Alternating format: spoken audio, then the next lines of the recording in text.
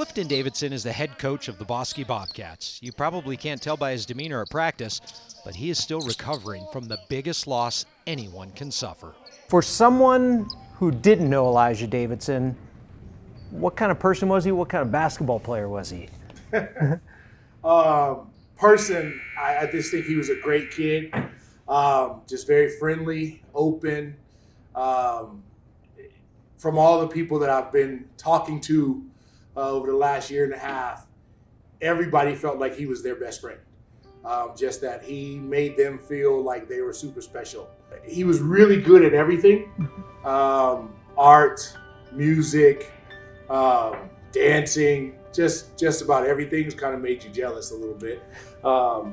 And I mean, he was just amazing at basketball though. I mean, just putting a basketball in his hands just changed who he was and made him something special, and it was super fun to watch. His son Eli led Bosque to a state championship in 2020. Eli was first-team All-State in his final 2 years of high school. He averaged over 26 points a game and went on to sign with Western Colorado University. But on a Wednesday in March of 2022, it all changed. I was driving my wife to work and just got a phone call from his coach that morning, maybe 6:30 so in the morning, saying that they couldn't find him. They didn't know where he was. They couldn't reach him.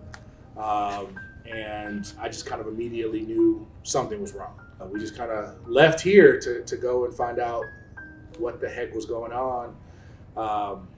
And unfortunately, on the way there is when I got the phone call saying that they had found him and that he had passed. The worst moment of my life.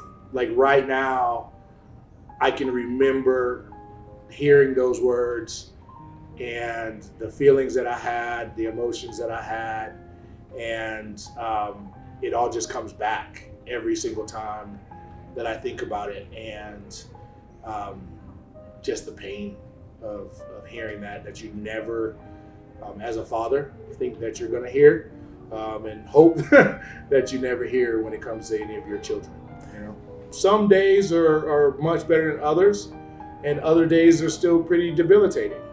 Where it's hard to get out of bed, it's hard to walk in the gym and do things, but there's so many people here in our lives, family, friends, and in this basketball program here that help. Just last summer, you were there in front of a room full of a couple hundred New Mexico coaches sharing your tragic story. How difficult was that, and why did you do it? When we first found out that Eli had committed suicide, we talked to the school, Bosque School, about it. The president of the school, Jesse Berry, here, and I wanted her to know. And when the message went out to the school, I wanted the school to know that he had committed suicide, because I think it's very important, and it's a topic that we don't cover. We don't talk about it a lot, and it's surprising now that I am living in that world of having someone who committed suicide in my life. It is surprising to me that the people I spend time with on a daily basis have experienced that, have attempted that, or have someone in their lives very close to them, a father, a mother, a brother, a child who has committed suicide. If I could help any coach with any player that they're dealing with, if I could help anybody to understand that as beautiful as my son was, and as intelligent as he was, as great of a player, athlete, friend, whatever, if he could feel in such a way that he had no other choice but to take his own life, then there are so many other kids who are dealing with that. And so I felt like it was important to share it. In spite of one of the worst tragedies any parent can imagine, you're still out there coaching, leading other kids. What's that like for you?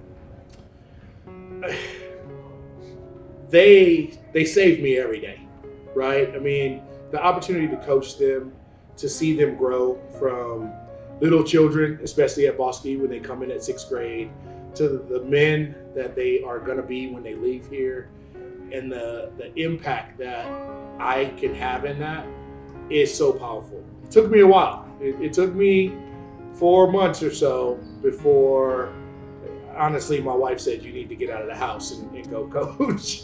And so, and it was hard. It was very hard to walk back in this gym, knowing all the years that Eli and I spent in this gym, looking at that banner that he put up there and all of that. It was very difficult. And I almost didn't make it through the doors the first day I came back, but I did. And so I'm glad that I still get the opportunity to be here with them and help them as best I can.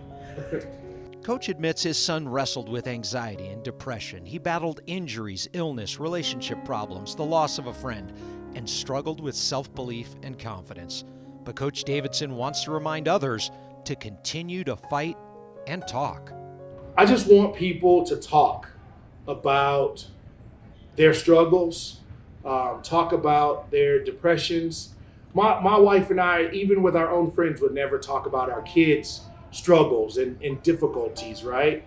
And so we didn't know what other people's kids were struggling with their kids, or what we were struggling with, and didn't get help, even from our own friends and neighbors in those sorts of situations. And I think it's important that we do that, but I think it's also important that we continue on, that we continue doing the things that we love to do, that are important to us, and to continue to have a positive impact on all the people around us.